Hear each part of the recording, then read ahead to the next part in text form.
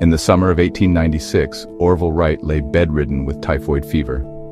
His temperature was 105 degrees, and he was delirious, unable to even communicate.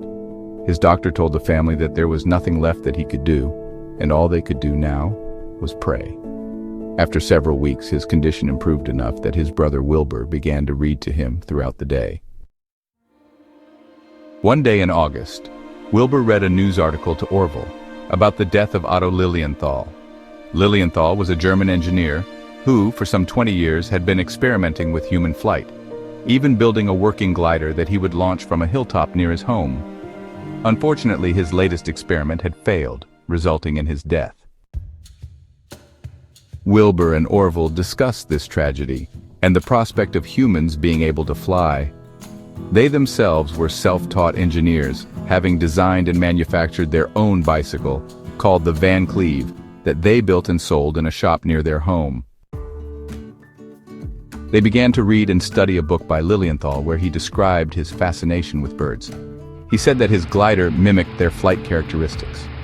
Wilbur began to study birds as well, and he and Orville began to devote their spare time to designing a glider that would correct, as they saw it, the mistakes that Lilienthal and others attempting human flight had made.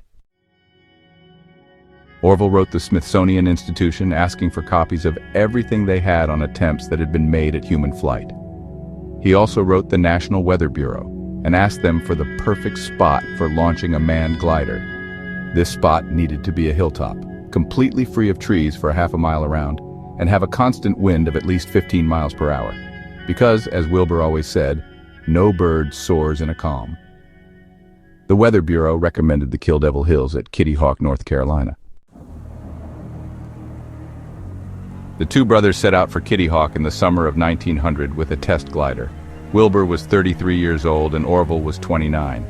Over the next few summers, the brothers perfected the glider, and then they made the first step toward powered flight when they attached a 4-cylinder, gasoline-powered engine turning a custom wooden propeller, all of which was hand-built by their shop mechanic, Charlie Taylor. On December 17, 1903, the brothers made their first successful flight in front of a small crowd at Kitty Hawk. It had only been 7 years since the two discussed the possibility of human flight, and only 4 years since they began their work in earnest to make it happen. The Wright brothers went on to international fame and were credited with bringing about the greatest advancement in human transportation in history. The engineering principles that the two perfected were quickly picked up and used to advance the airplane. In 1912, when the two had become a household name throughout the world, Wilbur now found himself in bed with typhoid, just as Orville had 16 years before. Unfortunately, constant traveling, combined with lack of sleep and decent food, had taken a toll on him, and Wilbur Wright passed away on May 30th, 1912, at the age of 45. Orville and Wilbur Wright never set out to build and sell airplanes. They simply wanted to see if they could make it happen.